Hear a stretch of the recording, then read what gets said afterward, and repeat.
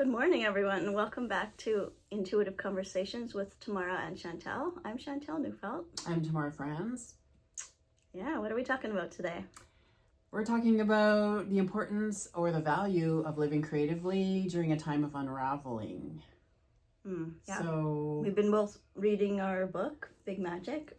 You got it there. Mine's in my backpack. Yeah. It's a book to come back to again and again. Like I just find I mine new insights from here every time. But it feels especially relevant now. And so we've talked about this a little bit, but why do you feel like it's important for people to reclaim their creativity and live creatively in a time when everything seems to be falling apart? Well, I feel like people who don't have creativity in their lives create drama. Like they're creating regardless. You know what I mean? Like a lot, like I study relationship books and experts and all that, and they all agree that if you have a creative pursuit individually or together, then there's way less fighting. So true. Oh my goodness. Because And so we don't want the fighting in the world, so why don't we just create what we want? Yeah. That's what comes to my mind. How about you? I learned that from Carl Jung. Okay. Because he talked about how, people who were not utilizing their creative energy in an empowered way would internalize it and turn it into neurosis. And so, the crazy-making people in our lives are people who have not found a good way to channel their creativity. Mm-hmm. I love what you said. We're creative regardless. Yeah. Like, if I was to finish, the sentence where it says, we are born to, the first thing I would say is create. Everyone would finish that sentence differently, but that's what comes to me, is that's what we were born to do. So let's do it. And that is the divine spark in us, right? Because we, of all beings on the planet, have the gift of being able to create. And I've heard that, if you think back to mythologies, in every mythology around the world, there's some mythology about stealing fire, which is the creative spark, right? And why the gods try to keep that from us, because there is a danger in creativity. And I think that's where so many of us get separated from our creativity, is because as children, and with me, it was my voice. You say things that make people uncomfortable. And then there's, some shame around it, and you start pulling back from your creativity, or you do something that really allows you to shine and it's threatening to other people. You bring in some energy that's not been there before, and it's startling, and it's, again, threatening maybe to the established order. Yeah. Yeah, so many tabs open up when you're talking about that.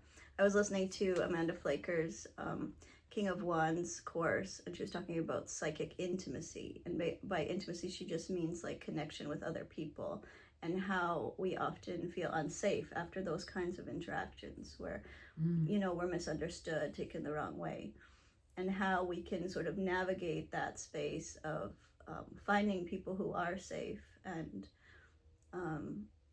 really, I guess, knowing who we are, and that we give permission for others to commune with us when we feel that it's safe. Yeah. Because being creative, it's vulnerable. Mm-hmm. That's when you're bringing forward your deepest authenticity. Mm-hmm. It's like saying to the world, hi, this is me. Notice me, like me. In astrology, creativity is associated. I mean, there's creativity in every sign, but Leo especially is the sign that wants to be on the stage, in the spotlight, exhibiting creativity and having it noticed and affirmed by, an appreciative audience. And so when you bring your creativity forward, it's like saying, notice me, appreciate me. There's a lot of fear around that. Yeah, I had an example of that this week, because my middle daughter is a Leo, and she planned a bridal shower for my oldest daughter, and it was very creative, and she was just very authentic and confident, and I was just in awe. I'm like, I cannot take credit for this. Wow. Yeah. And anyone who's out there, if you're familiar at all with your chart, go look where your Leo is, and that is the stage that you want to shine on. that I'm is gonna the do area that of your later. life, yeah, where you most want to have that affirmed. Hmm. So in the book we were reading, the Big Magic, and Mm-hmm. it's all about creative living. Yeah. So the next portion of the book was called Enchantment. Yes. Yeah. And I love it because my favorite YouTube or like TED Talk from Elizabeth Gilbert talks all about this. Instead of people being a genius, they have a Mm-hmm. genius Yeah. instead. And Yeah. she tells the story of, this lady, hearing this poem come over the hill and like running to the house to write it down before it continues on. And in the book, it also has the idea of, well, she says, I wrote it down. Ideas are disembodied energetic life forms. And I'm like, well, that sounds scary, but cool, like that just, we get these ideas and we don't often act on them, and we don't have to act on them. But if they resonate, and if do something about it, you can create something amazing. And she also tells the story that she started writing this book about the Colombian jungle or something. Yeah. And then she was interrupted by this, she had to leave the country for a year because of her boyfriend and all this stuff. And then when she came back to it, that no longer, the energy wasn't there. She was no longer excited by it. And I've had that happen, like something similar happen where, like I come back to a project after I'm done a job and I'm like, where's the passion for it? Like I'm trying to get it back. And it's like, where did it go? And then in the story, she meets this lady, she becomes friends with her, and this lady, author, she, is it Anne Pratchett? Somebody, I forget. She had the passion for that exact project, and like they exchanged stories, and like they were working on the exact same thing, but like the idea had gone elsewhere to be manifest, right? Yeah. And so that was so cool. It's amazing. I love that idea of the collaborative relationship between creativity and humanity, that we're the ideas are out there looking for collaborators. I love it. It's so enchanting, like the chapter says. Because it removes some of the pressure of, oh, this is my idea. Like we feel this ownership and the ego gets involved and I better make this the best book or the best song. Like how many times have people been like, like people sued Ed Sheeran for like stealing their song, but he didn't steal it. Yeah. And so when you think of it as a collaborative process, like ideas are out there and they're looking, and this one came to me and let me see what I can do with it. Let's collaborate. And then it takes the pressure off yourself too, right? That you're kind of collaborating with the divine in a way, and whatever comes out of it, you don't actually own it. Like it's nice if it brings some recognition or income or whatever you want to. Yeah.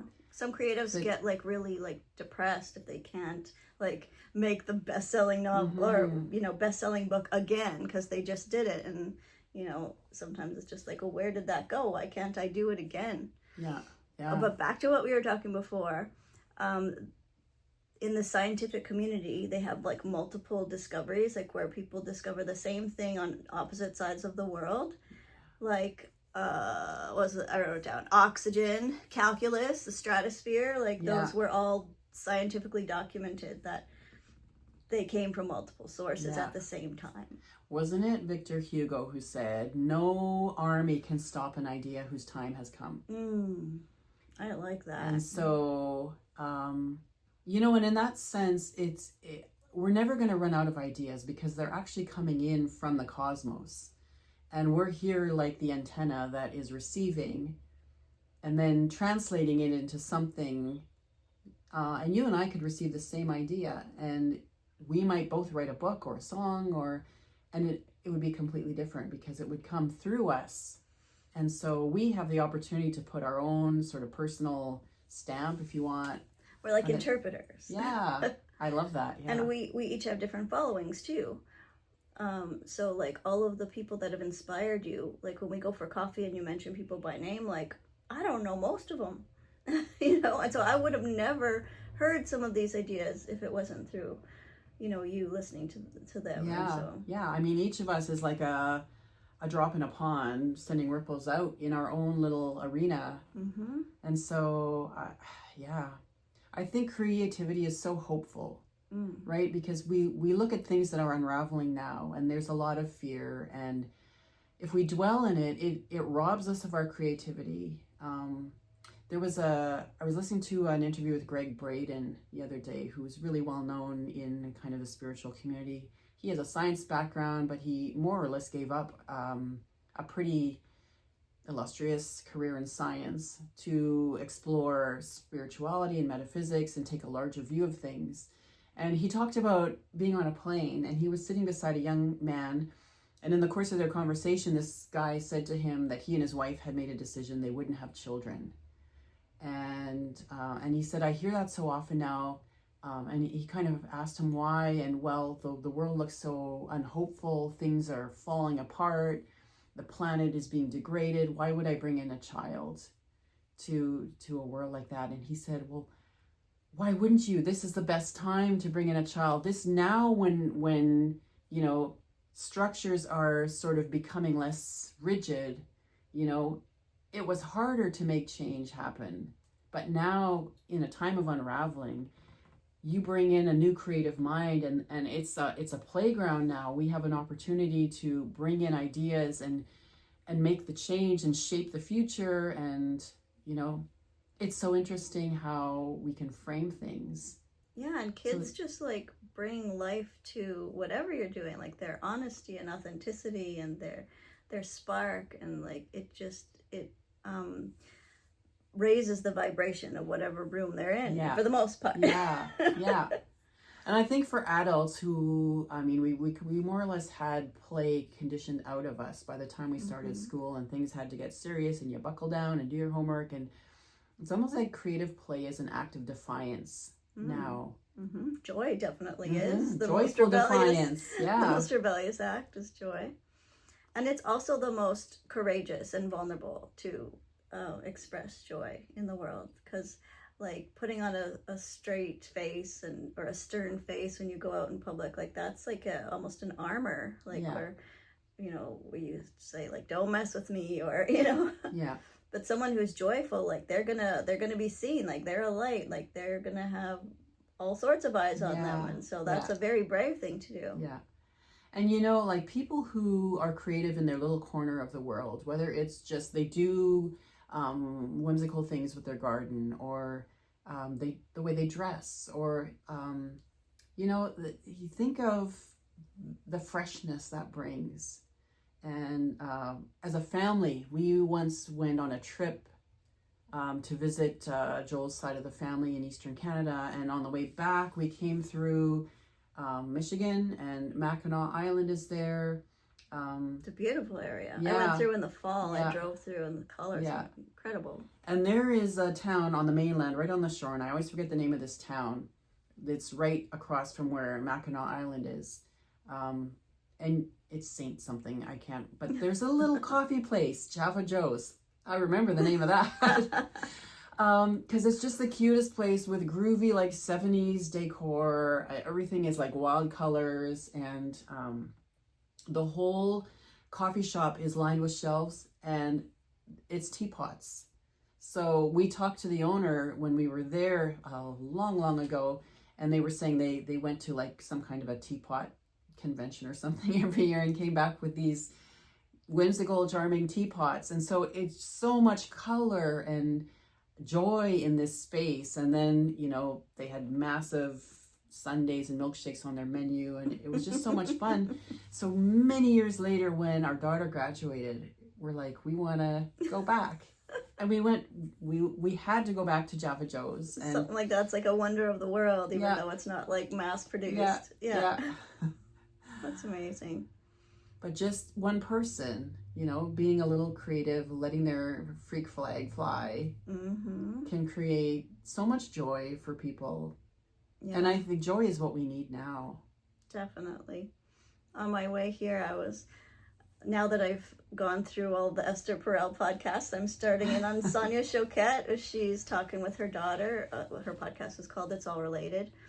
And she was talking about her mom, who has passed on, who was deaf, and how she could say that like she could hear things, but like she wouldn't actually hear them. It was the vibrations that she was picking up on, and that she would only like like the grandmother, the mom, and the granddaughter, like they could only hear these things when they were in a peaceful state, when they were just in a calm state, not doing lots of things, not thinking lots of things, just like being and enjoying the moment. And like that's when, you know, creativity and ideas and like when the play and all of that can happen. Yeah, yeah. There's a lot of fear around creativity. I don't know if it's in this chapter where she talks about that voice of, who do you think you are? It's an interesting voice because it's just like I haven't gotten to that part of the book yet, but just in my mind, if someone said that to me in a therapy session, I would be like, you know, where did you hear that? Like who said that to you when you were a child? Because like, yeah, and I'm not even sure it necessarily always has to be said out loud. It's the idea that it will evoke jealousy in people who are not exercising their creativity, or your ideas may actually be threatening to people, or it may even just be like, who do you think you are that you think you're a painter, you think you're, you know, there's so much, like if you haven't gone to school for 20 years and gotten all of your degrees and whatnot, like you don't have the authority to speak. Like, what is that? You don't have the credentials, you don't have the paper. That's one of the reasons why I won't go back to school.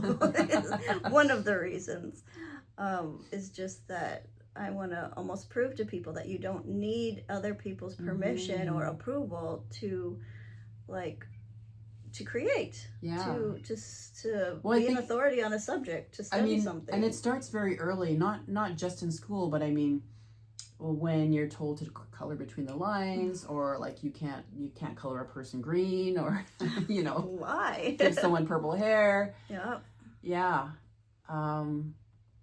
Our thinking gets so boxed in so early in life, and then like I say, it's like an act of creative defiance. And for me, sometimes being creative it is scary in the sense of you're putting yourself out there, you're putting your work out to be judged. And I remember one year as a New Year's resolution, I made a resolution that I would write a poem every week. Oh, wow. And I posted it on Facebook just because I wanted to get myself writing. And there were so many blockages around, but no one's going to want to read this. This is no good. Everything's been said. Who do I think I am? How far did you get into the year? Oh, I did it. Oh, my goodness. Every week, I've never done a New Year's resolution all the way through. Good for you. I'm pretty sure I did it, yeah. Okay, and then did some of those poems make it into your poem book? Oh, quite a lot did, yeah. Okay. Because, what ended up happening was I had a lot of material then, so when I went off work and I was going through cancer treatments, I had a lot of time on my hands, and I self-published a poetry book. That's amazing. And even after that, you know, people would say, oh, you're a poet, you're a writer, and you know, there's part of me that wants to recoil and say, well, no, because it was just a self-publisher. There's a word for that. Yeah. Imposter syndrome. Yes.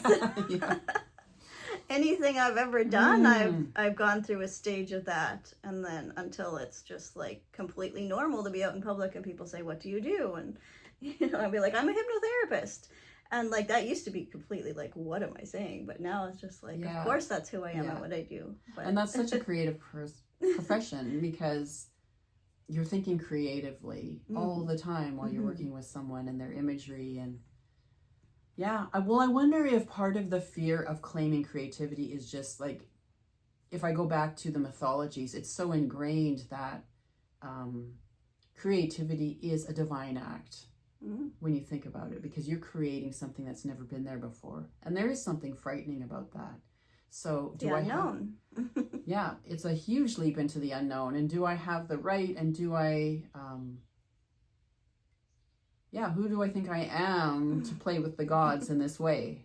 You really got to step out of the people pleasing mode in order to do that. And but when I'm out and about in the world and I meet someone who's passionate about a subject and, you know, just knows everything about it, it's so inspirational to me. And so, like, why not? Why not just go for what lights you up in the moment, and it doesn't matter who likes it, as long as you like it. Wow. Well, we're getting to that 20-minute mark. Okay, well, I guess we've yapped our way through that topic. Until next time, keep following your heart song.